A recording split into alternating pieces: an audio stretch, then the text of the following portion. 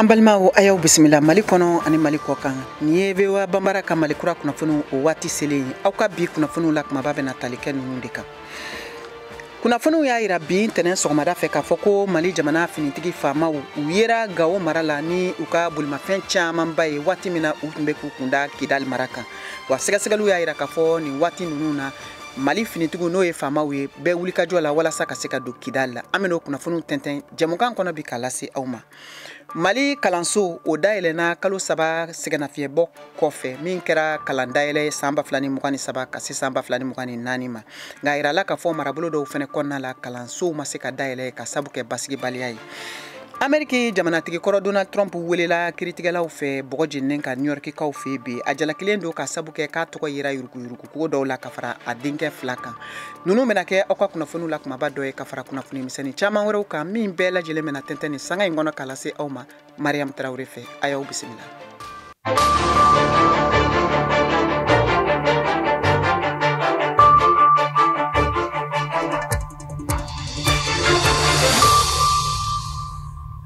Kasingana aw ma kukura ka fɔw ka kaw bisimila aw minnu bɛ ka najɛ bɔlɔlɔsiraw ani VOA ka radio fiɲɛsiraw bɛɛ lajɛlen fɛ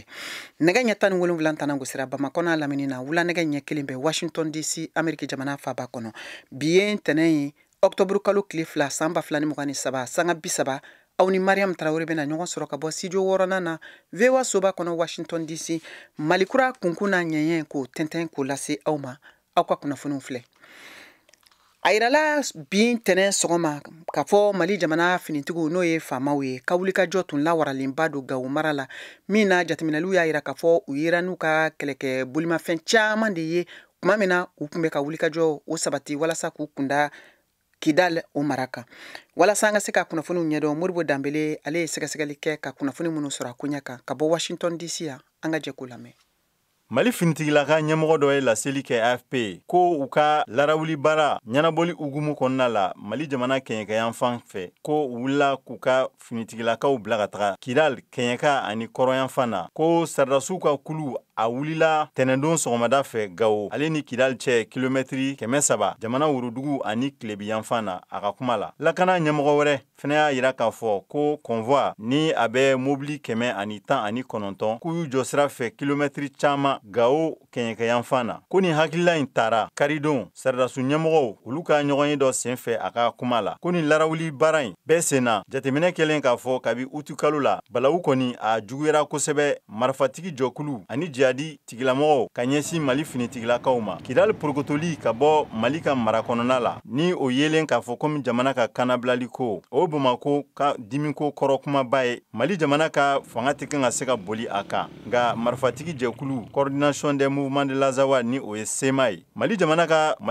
furancɛ fanga ɲɛmɔgɔ Colonel Assimi Goïta ye layidu ta Mali jamana ka kanabilali o ɲɛnajɛw senfɛ ko jamana bɛna a ka fanga boli a ka kɛnɛ fɛn fɛn bɛ yen ni o tun porokotolen don a la Kidal ale de kɛra u ye ka bin fɔlɔ mɔgɔ murutulenw minnu bɛ fɛ ka u yɛrɛ ta olu bolo kɔnɔ mankan wulilen san 2012 wagati o kɔfɛ a ka sɔrɔ ka bin salafisiw olu tɛgɛ kɔnɔna la minnu bɛ kanabilali yɛrɛta nɔfɛ olu ka sɔrɔ ka na a ta san 2013 wagati la ni Faransi jamana ka larawuli baara min kɛra Mali kɔnɔna la ka bɔ o wagati Kidal b'u ka mara kɔnɔ kabi u ni Mali finitigilakaw karilen ɲɔgɔn na san 2014 o wagati la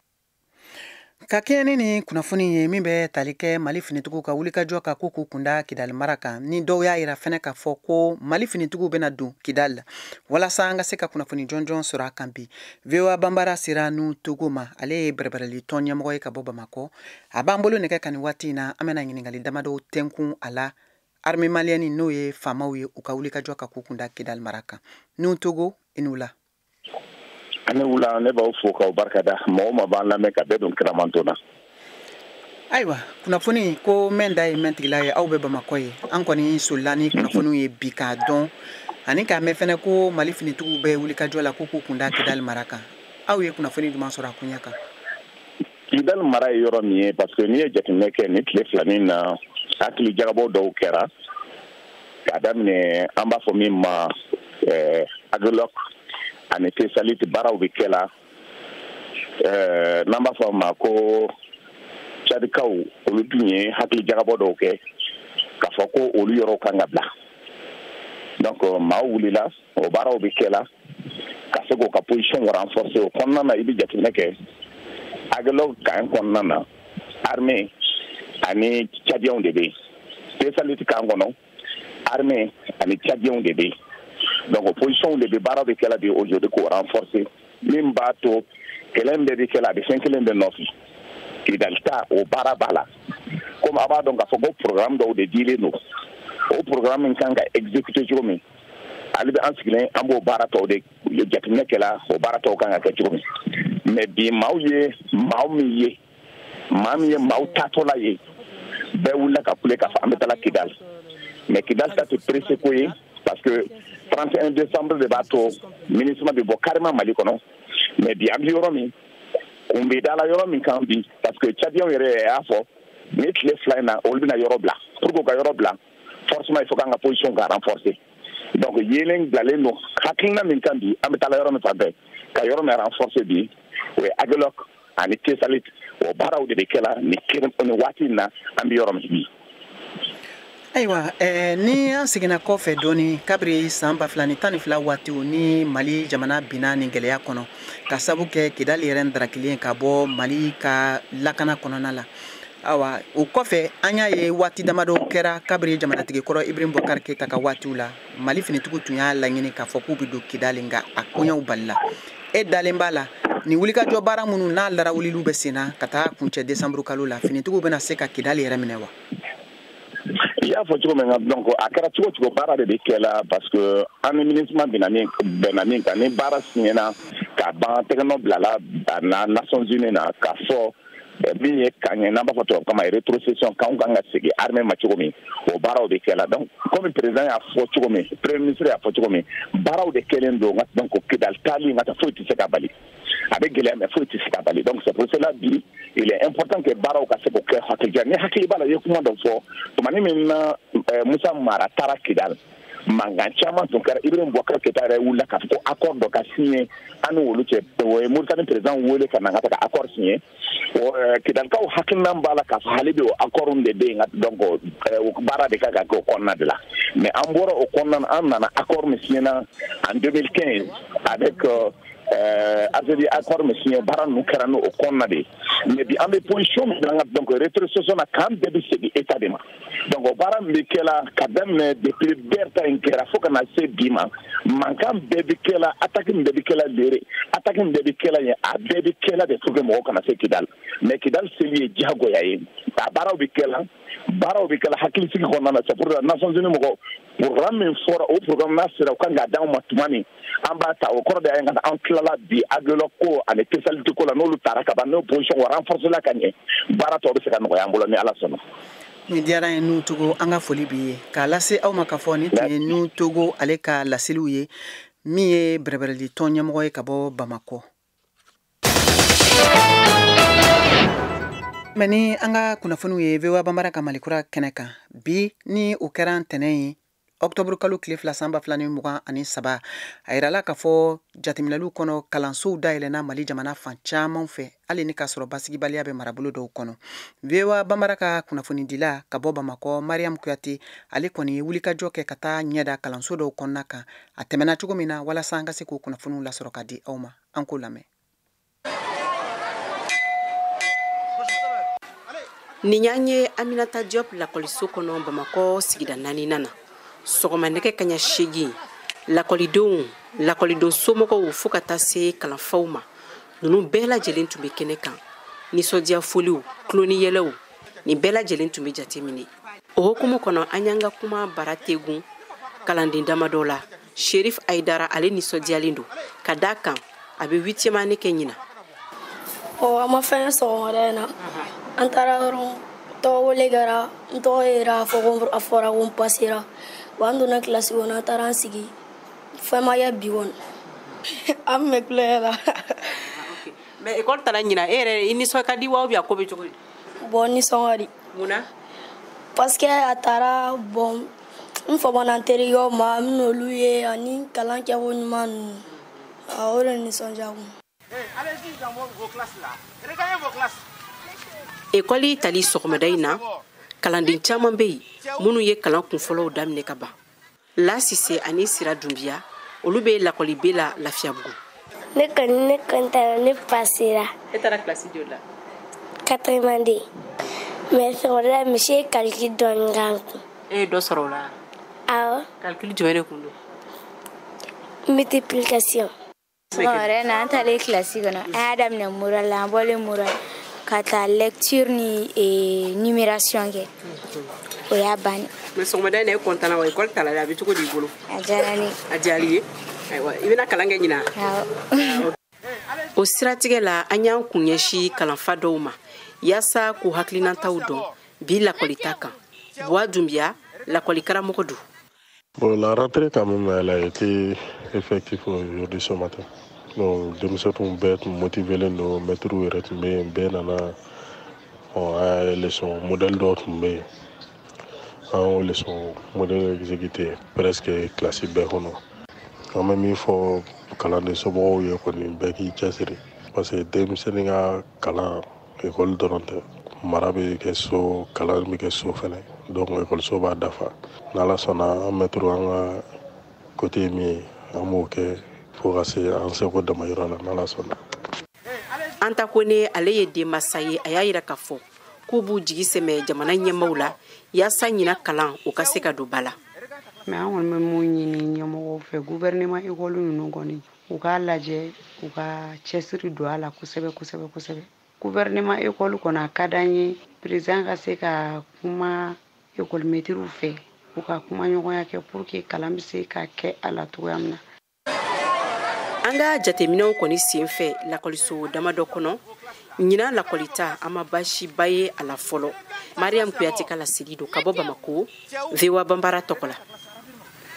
O siratigɛ la an bɛ taa jamana cɛmancɛ fanfɛla la kɛrɛnkɛrɛnnenya la Koro ani Bayankara a laminiw na bawo kalanta min kɛra a yirala sɛgɛsɛgɛliw senfɛ k'a fɔ kalanso caman ma se ka dayɛlɛ u ka maraw kɔnɔ ka sabu kɛ basigibaliya ye. VOA ka kunnafonidila min bɛ o kɛnɛ kan o ye Tijani Wedrago ye ale fana ye munumunu saliw kɛ dugu kɔnɔna la k'a lajɛ kalanko ani kalan dayɛlɛ yɛrɛ kɛra cogo min na an k'o lamɛn ka bɔ Koro.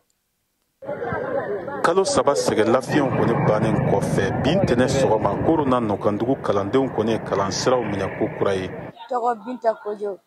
ne bɔra école 7e na min ka taa 8e. Inanta in baaraw daminɛna ni kalan kɛrɛnkɛrɛnnin ye mun bɛ tali kɛ nɛgɛjuru a bɛ se ka kɔlɔlɔ ani nafa mun se kalandenw ma. Jacob Pujugu ale ye kalanfa dɔ ye. Telefɔni nafa ka bon cogo min na a kɔlɔlɔ fana bɛ ten de jango ekɔliden kunda an ye kalan kɛrɛnkɛrɛnnin k'u kun mun b'a to u bɛ se ka nafa dɔn a n'a kɔlɔlɔw bawo n'i y'a jateminɛ kalanden caman bɛ waati jan kɛ ka telefɔniw lajɛ u tɛ kalan kɛ. Jamana lasigidenw lakana tigilamaw ka fara kalan ɲɛmɔgɔw kan olu bɛɛ lajɛlen kun bɛ kɛnɛ in kɔnɔ cogo min na u bɛ se ka taa ladilikan kɛ ka ɲɛsin kalandenw ni karamɔgɔw ma. Abdoulaye Bore ale ye baba commandant ye Koro. Bi ye kalan don fɔlɔ ye an bɔra yɔrɔ yɔrɔ fo ka taa se an bɛ yɔrɔ min na yan nɔ an ye fɛn fɛn ye a bɛ mɔgɔ sewa kun bɔ. Kalandenw olu kɔni labɛnnen don karamɔgɔw fana an y'a jateminɛ k'a fɔ olu fana labɛnnen don o b'a jira k'a fɔ ko ɲina an na san tɛmɛ ko ɲuman na.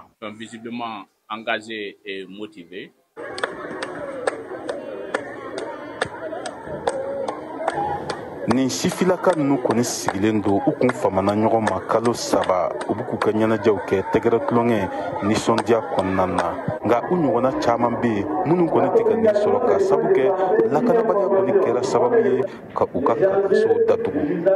Kalanden caman de bɛ yen minnu kɔni y'u ka sigiyɔrɔ bila lakanabaliya kama ka na Koro dugu kɔnɔna na dɔw yɛrɛ bɛ gɛlɛya b'u kan cogo min na u bɛ se ka u ka kalanw ka u kɛ cogo min na. Numuru Kone ale ye Koro DCAP ye.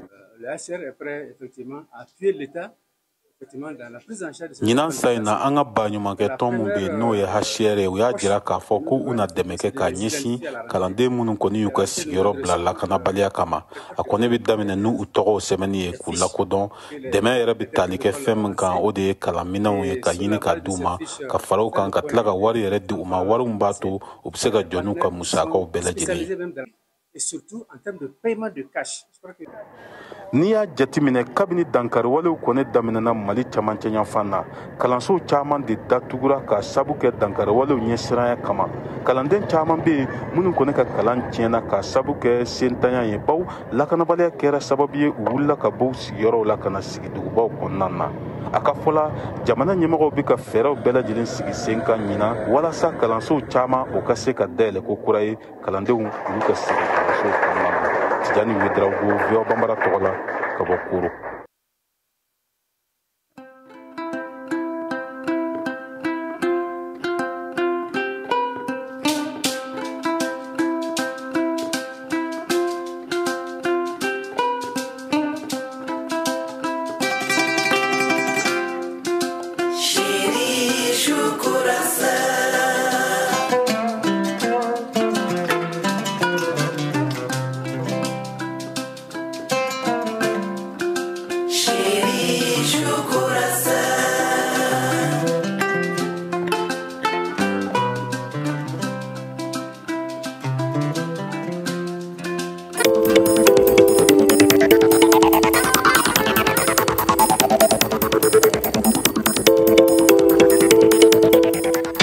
VOA Afrique ni VOA Afrique ye una adamadenw lafiyara kunnafoniko la.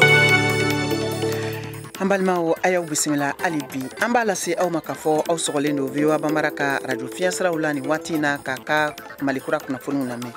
Bamakɔ n'a lamini ye fiɲɛ turukala 102 o fiɲɛsira ye. Bugunikaw b'an sɔrɔ radio Kumase ka 92 o fiɲɛsira fɛ. Fɛn min ye Yuwarukaw ye aw bɛ se k'an sɔrɔ radio Dunuya ka 101.2.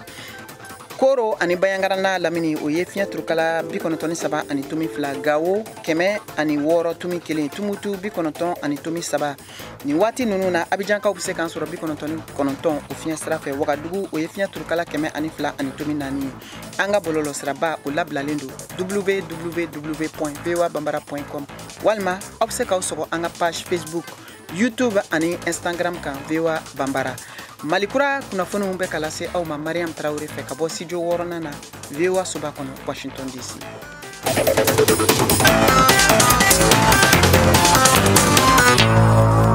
An tani kunnafoniw ye farafina gun kan ani diɲɛ fan wɛrɛw fɛ. Sɛgɛsɛgɛliw y'a jira k'a fɔ Sudan jamana kan wulikajɔ min ni o fitinɛ donnen don u ka jamana finitigiw ni jɛkulu maramafɛntigiw ni ɲɔgɔn cɛ kɛra sababu ye sibiridenw ka dan kari u ka marabolo dɔ la min bɛ wele ko Wadashana ni a filɛ nin ye Kordofan o kɛɲɛ ka yan fan fɛ Sudan o worodugu yan fanfɛla la. AFP ka kunnafoni di senfɛ y'a jira k'a fɔ ko jateminɛliw y'a jira fɛn min ye armée n'o ye finitigiw ye u ka bolimafɛn pick-up 50 ɲɔgɔn yera min tun kɛra wulikajɔ baaraw dɔw senfɛ jɛkulu maramafɛntigiw fɛ minnu bɛ wele ko FSR u ka dangarili k'u kunda ni marabolo kofalen kan n'a kɛra sababu ye ka duguden mɔgɔba caman de kɛ k'u sigiyɔrɔw bila AFP ka fɔ la. Ka tɛmɛ ni kunnafoniw ye an bɛ taa Egypte jamanaden ba caman de fɛnɛ bɔra bin tɛnɛ sɔgɔma k'u ka surunadonni ni kɔkɔrɔmadonni kɛ ka taa jamanatigi Abdel Fattah al-Sisi ma ale min ye jamana fanga daragi ka bɔ jamanatigi kɔrɔ Mohamed Morsi bolo san 2013 waatiw min kɛra ka sɔrɔ gɛlɛya o binnen don u ka jamana kan ka sabu kɛ politikiko ani sɔrɔ nasira ye. Dunuya tɔn belebele min sigilen don kɛnɛya ko kunna n'a bɛ wele nanzarakan na ko Organisation Mondiale de la Santé OMS fɛnɛ ye bataki bɔ bin tɛnɛ sɔgɔma k'a fɔ ko u ka boloci ji tako filanan min bɛna kɛ bana kunkan n'o ye u bɛ wele ko sumaya bana n'o ye paludisme ye nanzarakan na walasa ko ka se ka furakɛli kɛ ka taa denmisɛnninakaw caman ma u ka sɛgɛsɛgɛli kɔfɛ kelen k'a jira k'a fɔ san kɔnɔ diɲɛ ɲɛfɛ denmisɛnnin ba caman de bɛ yen minnu bɛɛ lajɛlen nin bɛ bɔnɛ ka sabu kɛ sumaya bana ye. Hali bi an bɛ taa Niger jamana kan finitigi kunnafoni di so min ni a bɛ wele ko Reporters sans frontières ni o ye RSF ye olu fɛnɛ bɔra bin tɛnɛn sɔgɔma ni bataki teliman ye k'a bila ka taa Niger jamana ɲɛmɔgɔw ma k'a fɔ ko kunnafoni sɛnsɛnna musoman min ni a minɛlen don k'a sɔrɔ a minɛkun jɔnjɔn k'o ma se ka dɔn ko ka ni makofɔli in labila joona joona k'a sɔrɔ ɲininkali wɛrɛ ma ye a koɲɛ la. Modibo Dambele, VOA tɔgɔ la ka bɔ Washington. Kabi kunnafondila Samira Sabu tɛgɛ kɛra ale kan septamburu kalo tile 30 a ka so a ka denbaya ko a tɛ a ka kibaruya fosi kalama. Kunnafondiso ni o ye RSF ye a ɲini Niger fanga ɲɛmɔgɔw fɛ ko u k'a fɔ u ɲɛna a minɛnen do yɔrɔ min na yaasa a ka lafasabaga a bɛ se ka taga a lajɛ. U y'a ɲini fɛnɛ ko a ka bila ni sɛbɛnni kɛra RSF fɛ ka kunnafoni di bɔlɔlɔ sira kan X ni Twitter tɔgɔkɔrɔ ye o ye. Niger ka fasiri sɛbɛnw RFR Info ko Samira Sabu a minɛna nɛgɛ ɲɛ 5 tɛmɛnen ni sanga 30 ni o bɛ bɛn 16h30 ma GMT la Ɲame ko a minɛkun o kɔni ma dɔn hali bi. Kunnafonidila a tun minɛna juin san 2020 a kirila ko a ye tɔgɔ tiɲɛ kɛ a kɛlen ka kunnafoni dɔw di minnu ye k'a fɔ ko ka dɔ fara nafolo kan ka sɔrɔ a sɔngɔ tɛ minnu bɔ saradasiw ka marafamafɛn minnu sanna yanni a ka tila ka se ka bila. A tun nɔ minɛna ko fɔli dɔ mun kɛra Sani Mahamadu Isufu ni o ye ni jamana ɲɛmɔgɔ kɔrɔ Mahamadu Isufu ale den ani a ka directeur de cabinet kɔrɔ don. Aw de bɛ kunnafoni mɔlen sɛnsɛnlen di anw ma bamanankan na. VOA Afrique filɛ nin ye 102 fiɲɛ sira kan Bamako Mali la. An bɛna Ameriki jamana kan yan bi ntɛnɛn sɔgɔma Ameriki jamanatigi kɔrɔ Donald Trump ale welela New Yorkikaw fɛ bɔgɔ jeninen kan kiritigɛ k'o dalatigɛ ko kura min bɛ tali kɛ a tɔgɔ yeli la yurukuyuruku ko dɔw kan. A yirala k'a fɔ nin kiriko min b'a kun kan bɛɛ a kun kan ani ka fara a denkɛ 2 kan. Moribo Dambele ale b'o lase. Planning to go to New York tomorrow, President Trump? I'll tell you about that tomorrow. Today it's about the farms.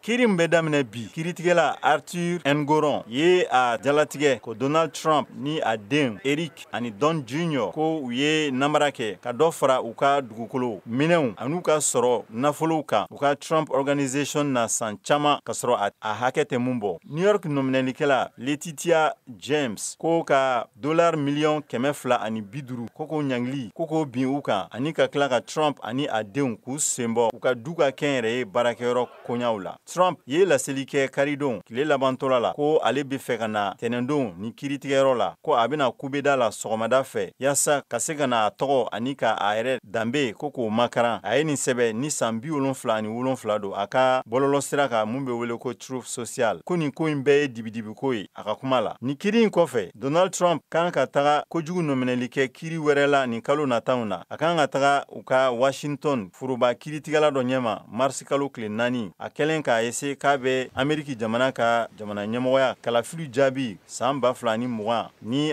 Joe Biden ye sebaya sɔrɔ la ko yɛlɛma don olu ko la. O kɔfɛ a kan ka taga New York kubeda dɔ la jalakiliw talen do ka ɲɛsin a ma ka a y'a lajɛ ko ka nafolo dɔw bɔ. O kɔfɛ a kan ka taa Floride olu ka furuba kiritigɛyɔrɔ dɔ la ni a jalakilen do ye k'a fɔ ko gindo sɛbɛnfura dɔw bɛ yen ko a ma olu mara ka ɲɛ a kɛtɔla k'a ka jamana ɲɛmɔgɔya fanga bila.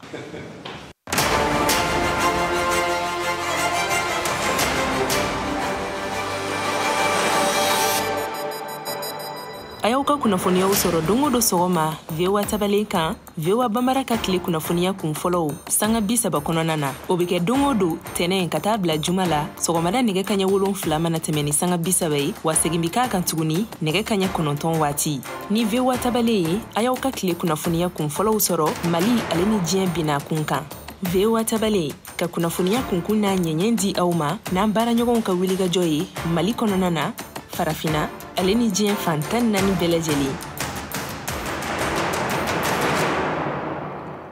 Ka kɛ ni Mali jamanatigisi kalata bɔli a dɔgɔkɔrɔ min tun kan ka kɛ février kalo natɔ san 2024 na a yirala k'a fɔ maliden caman kɔni kɛlen do k'u ka nisɔndiya yira ni a koɲa ye ka sabu kɛ basigibaliya min yɛrɛ bɛ jamana kɔnɔ nka o sɛgɛsɛgɛli kelenw senfɛ bɛrɛbɛrɛli tɔn caman de bɛ minnu y'a yira k'a fɔ k'a man kan wa fɛn min ye kalata in ye a kunnafoni minnu n'a tun labilala kan ka bato walasa kala ka se ka taa a waati fɔlen na o de senfɛ bi semasi ni ale bɛ o bɛrɛbɛrɛli tɔn dɔw fɛ an sera o kumala sela ma ni o ye Yusuf Jawara ye a y'a ka hakilina di kalata bɔli la a dɔgɔkɔrɔ VOA Bambara tɔgɔla Mariam Kuyate ale ka kuma baranin na ka bɔ Bamako. Depuis tuma jan an y'a fɔ ko mɔgɔ minnu bɛ baara in na jamana ɲɛmɔgɔyaso kalifalen don mɔgɔ minnu na u tɛ se baara in na u tɛ ka se ka baara in kɛ k'a se a dan na o de bɛ ka problème se jamana ma donc o hukumu kɔnɔna la semasi an y'an ka communiqué kɛ an ka communiqué kɔnɔna la an ye u ka hakilina ye mun ye ka élection bɔ a dɔgɔkɔrɔ ni du élection bɔ a dɔgɔkɔrɔ u bɛna ni transition prolongée de donc an ye o ko in kɔnɔna parce que an bolo a kɛra fankelenmafɛn de mɔgɔ si ma ɲininka u ma mɔgɔ hakilina ɲini k'a dɔn a ko la maintenant an y'a fɔ an ka communiqué kɔnɔ n'a ma ɲɛ transition bɛ prolonger a ka prolonger cette fois-ci avec une transition civile parce que an y'a ye transition militaire de b'an kunna o transition militaire in y'a san 3 ye baara fɛn fɛn kalifara la ni mɔgɔ minnu bɛ k'a kɛ ɲɔgɔn fɛ u ma se ka baara in kɛ ka se a dan na o de bɛ ka na ni prolonger de ye donc n'a ma ɲɛ san 3 u ma se k'a kɛ donc an bolo n'a ma ɲɛ transition bɛ prolonger tuguni a kan ka kɛ ni transition civile le a ka di mɔgɔ wɛrɛw ma olu fana ka u seko n'u damayira yira a ko la. Nga kalata yɛrɛ waati bɔla a dɔgɔkɔrɔ ko min na o fɛnɛ ɲɛfɔla maaw ye minnu yɛrɛ bɛ boli fɛnba 3 kan loi électorale sen b'o la kalata labɛn cogo fo ka taa se fichier électoral ma e yɛrɛ bolo olu tɛ kunbɔ wa? An bolo ni raison ni si tɛ kunba ye ko minnu tɛ se ka ɲɛnabɔ ko ka bɛn ni élection dun ye donc an ka faamuya la ni raison fɛn fɛn fɔra nin bɛɛ kun ye mun ye a bɛɛ laɲini ye mun ye pour que u ka se ka to fanga la toujours ka continuer an bɛ misali di en 2022 an y'a fɔ ko transition prolongée anw fɛ la tɛ sabula ka d'a kan chronogramme kun dira chronogramme in baara kun bɛ se ka kɛ ka bɛn ni date fɔlen ye mais u ye mɔgɔw fara ɲɔgɔn kan ka taa ko assise nationale k'o karaba kɛ pour que ka se ka temps d'u yɛrɛ ma ka se ka dɔ fara transition délai kan an y'o kɔn k'a fɔ ko vraiment o t'anw hakilina ye an bolo u man ka t'o sira fɛ maintenant an ɲɛ b'a la u bɛ k'o procédure kelen de kɛ tuguni komi zena u tɛ se ka assise kɛ donc u ye raison technique minnu fɔ u bɛ fɔ o de k'u ka motiver bon an bolo raison technique ninnu vraiment olu tɛ problème baw ye k'a fɔ ko o b'a to ko an tɛ se ka taa an ka chronogramme délai respecté. Ayiwa a kɔni a dogolen tɛ maa si la lakanabaliya o fanga ka bon kosɛbɛ an ka jamana kɔnɔ an ka taa kalata la nin kan kan e yɛrɛ bolo a tɛna na ni kɔlɔlɔ ye wa? Anw fɛ yen semasi la an ka principe de ye an tɛ fɛ k'an da don armée ka baarakɛlenw na ou bien armée bɛ ka fɛn minnu kɛ mais an kɔni bɛ mun fɔ dɔrɔn an b'a jira k'a fɔ vraiment élection kɛli ka gɛlɛn bi an bɛ yɔrɔ min na ka jamana nin kisi o de ye priorité ye o priorité bɛ kɛ jumɛn ye o ye ne hali n'o bɛ taa ni transition prolongée a ka prolonger mais a ka prolonger ni cɛ ni mɔgɔw ye cɛ ni musow ye minnu bɛ se baara la o de y'a to an y'a fɔ an ka kuma kɔnɔna la k'a fɔ ko hali ni transition bɛ prolonger a ka kɛ transition civile ye anw hakilina ye mun ye hali ni élection ma kɛ k'a fɔ ko k'a kɛ ni condition na o ka gɛlɛn maintenant an ka ɲɛsin jamana kisili ma o kisili n'o bɛ taa wolo transition prolongée ma o ka kɛ mais a ka kɛ ni transition civile ye. Sisan an ka Siyaka Tarawele ka farikolo ɲɛnajɛ kunnafoniw lamɛn. Sirantolantan bonagun kan farafinagun sirantolantan ɲɛmayaso ka club ka ɲɔgɔndan belebele 2 hukumu kɔnɔ minnu bɛ ɲina saison 2023 2024 ko fɔ Stade Malien de Bamako ye se sɔrɔ min ye AS Real de Bamako ye ale binna o kɔrɔ ye min ye Stade Malien de Bamako bɛna ni yɔrɔ ta Coupe de la Confédération Coupe Kafu kodon o ɲina saison 2023 2024 phase de poule la juma tɛmɛnen septembre kalo tile 19 Tanzanikaw fɛ Stade Malien de Bamako binna Buru ni Aigle Noir ɲɛkɔrɔ celu 1-3 Buru ni Aigle Noir kanu na o y'a sɔrɔ ɲɔgɔndan tagali la Bamakɔ hakilina jiginna Stade Malien de Bamako tun ye se sɔrɔ Buru ni Aigle Noir kan celu 2 kanankolo Stade kanu na ɲɔgɔndan ninnu 2 bɛ don Coupe de la Confédération tour préliminaire tagani ka segin hukumu kɔnɔ AS Real de Bamako i n'a fɔ a fɔra cogoya min na ale tɛna se k'a niyɔrɔ ta Ligue africaine des clubs champions ɲinanta phase de poule la o tour préliminaire ɲɛ bɛ ɲɔgɔndan ko don o kɔsegini hukumu kɔnɔ AS Real de Bamako ye filani bin kɛ kunu kari octobre kalo tile fɔlɔ o y'a sɔrɔ tagali la AS Real de Bamako binna FC Nouadhibou ɲɛkɔrɔ kanankolo celu 3 o ɲɔgɔndan tanna septembre kalo tɛmɛnen tile 16 Bamakɔ ka se k'a niyɔrɔ ta Ligue phase de poule la ɲina AS Real de Bamako tagali ɲɔgɔndan jaabi ma ɲɛ FC Nouadhibou ɲɛkɔrɔ a ma kɛ balana ko ye hali n'a y'a sɔrɔ Real tun bɛ se ka se sɔrɔ kafu ka club ka ɲɔgɔndanw kɛnɛ kan Stade Malien de Bamako kelen de bɛna Mali jɔyɔrɔ fa a ɲɔgɔndan tɔ la Coupe kafu kɛrɛnkɛrɛnyana o phase de poule la VOA Bambara tɔgɔ la Bamakɔ Siyaka Tarawele ka laseli don. An balimaw a y'a faamu cogo min na nin de bɛna dan sigi aw ka bi Malikura kunnafoniw na ka foli ni tanuni kɛ ka taa aw kelen kelen bɛɛ lajɛlen ma k'a fɔ aw ye k'aw ni ce aw ka kulomajɔ la aw k'an bɛn waati wɛrɛ.